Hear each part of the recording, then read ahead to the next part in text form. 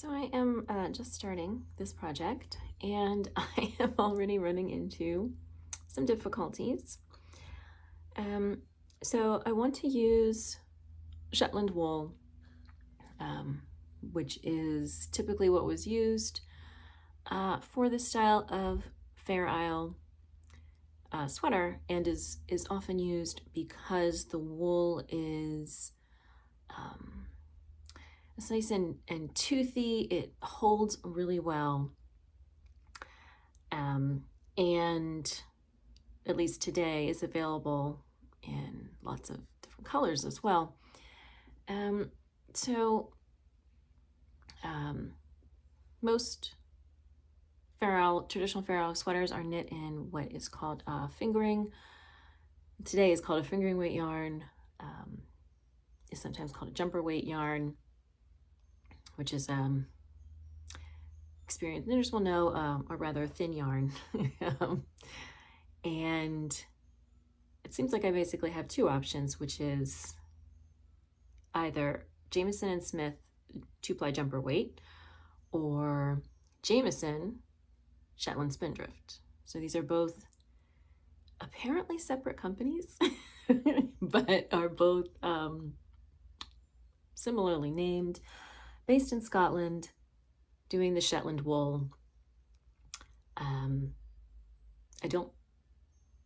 Obviously they're two different companies, so the wools are probably not identical. It seems like the Spindrift has a larger kind of color library. However, I've used that before, and I have not had a chance to use the 2-ply jumper weight. And I'm always interested in trying new yarns. So here's where I'm running into a problem. I want to get shade cards so that I can see the colors in person.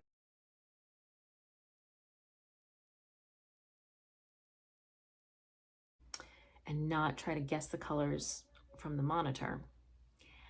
And the Spindrift shade card is about $40, which is a lot of money to spend on yarn I'm not actually going to use for anything, just to look at yarn.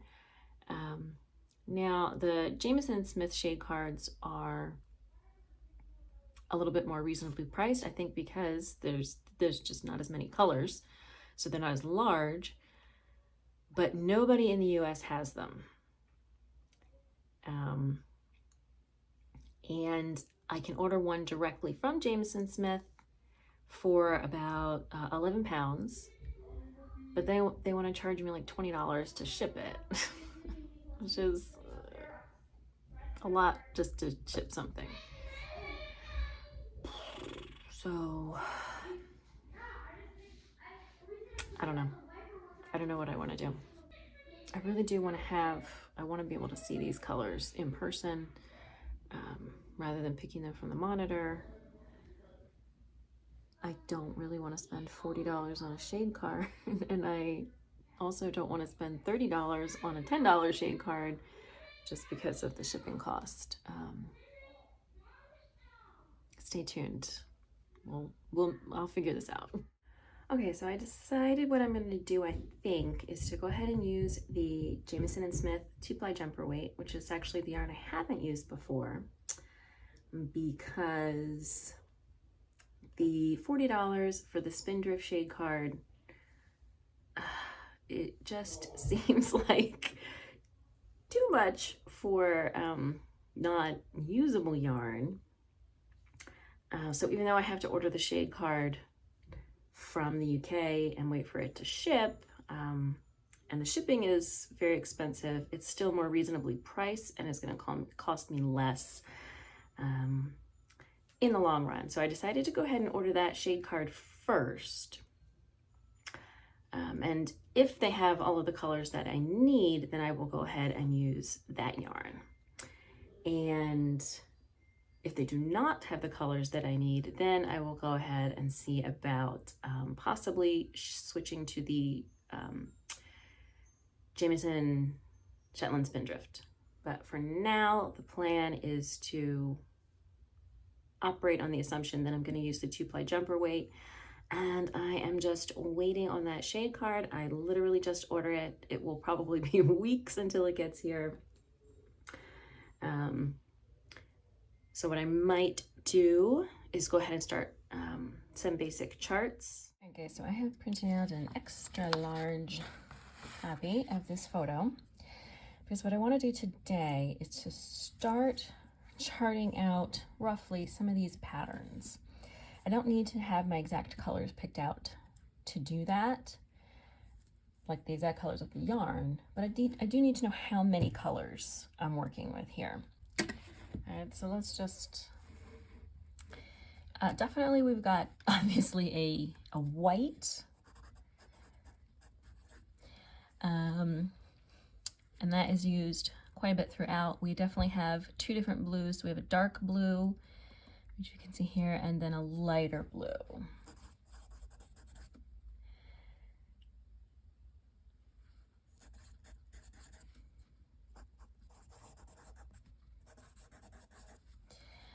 And it looks like we have kind of a yellow.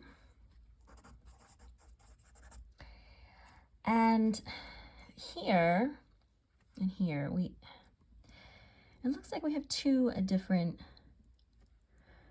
kind of a brownish, we've got like a brown here, but then it also looks like sort of a lighter brown or maybe a little bit of an orange. I do think that's two different colors.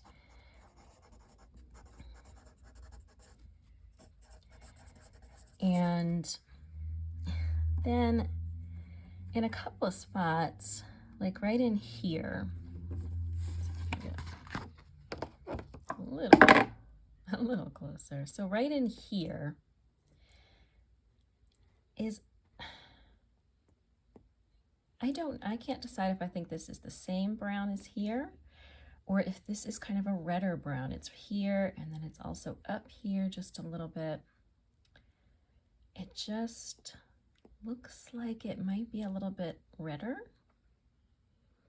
I'm really undecided on that. Yeah, so definitely leave a comment if you have an opinion on that. I am really inclined to say that this is actually a different color, that this is sort of a red or a reddish brown, as opposed to this, which just looks like a pretty regular old brown, and then this, which looks like a lighter brown. I think that is it. And that brings us to 1, 2, 3, 4, 5, 6, 7. So we've got one main color and then 6 contrast colors. So like I said, I don't need to know my exact yarn colors to start some charting, but I do want to grab some colored pencils that are more or less in the right color family. And then I also want to take a look at how many different patterns I need to chart out here. So if we go all the way to the bottom, we have this wavy floof here with some dots.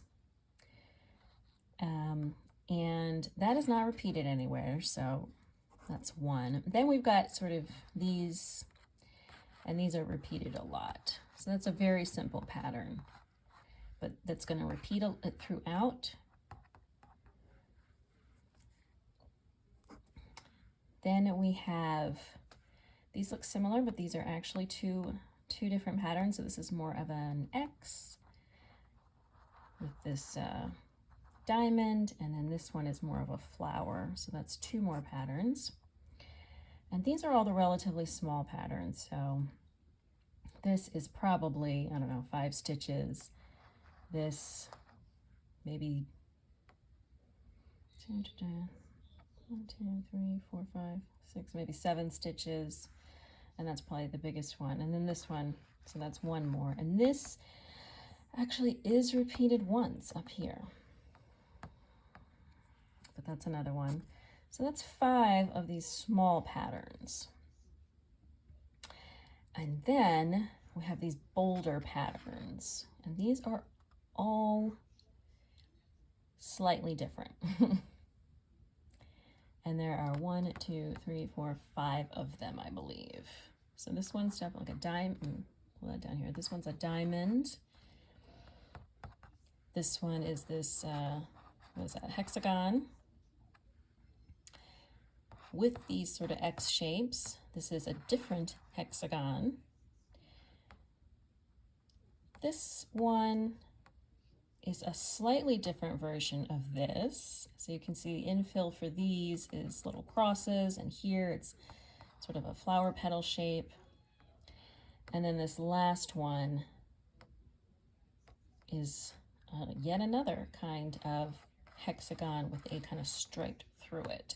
So we got 1, 2, 3, 4, 5 of the main bold graphic charts. Now, we don't have a lot of sleeve here. It looks like this is the same as this. Pull that down here. It looks like this here is the same as this. This is obviously the same as this.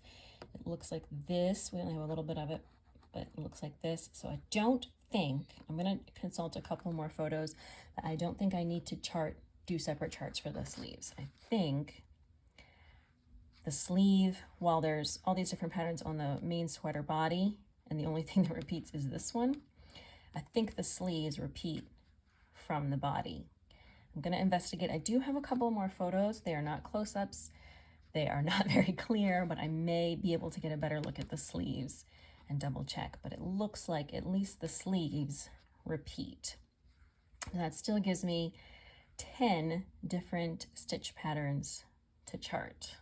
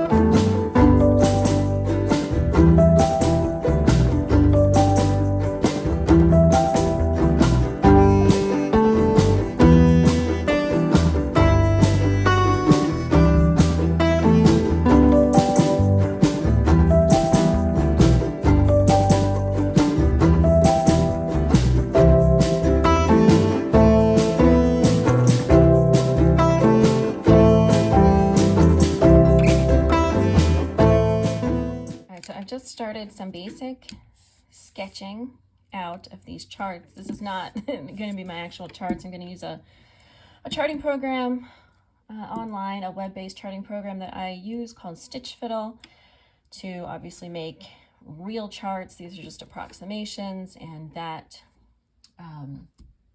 program will allow me to figure out stitch counts and repeats and things a little bit easier than just sketching everything out. So this is approximate, and just coloring this out really quickly makes me realize that the gauge on this must be very fine to make a pattern repeat that's this long. This is 5, 10, 15, about 20 stitches wide. Only takes up this much room.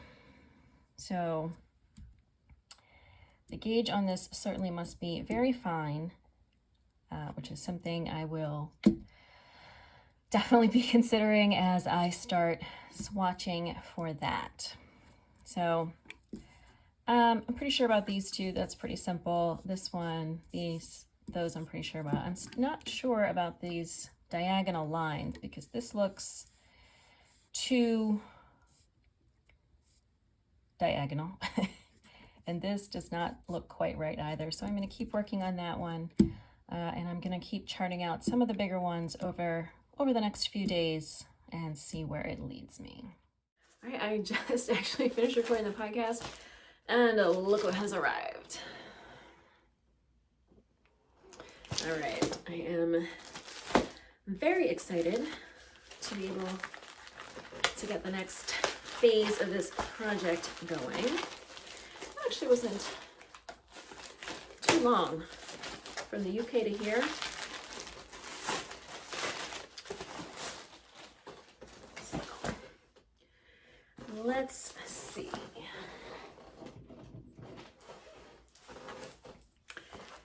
What we got here.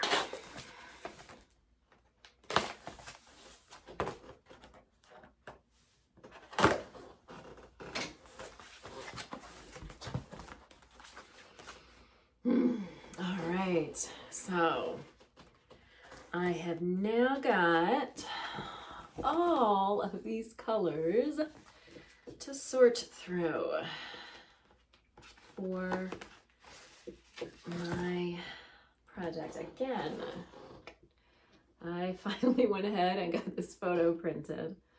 I mean, by got printed, I mean I printed it out, but I did it on photo paper.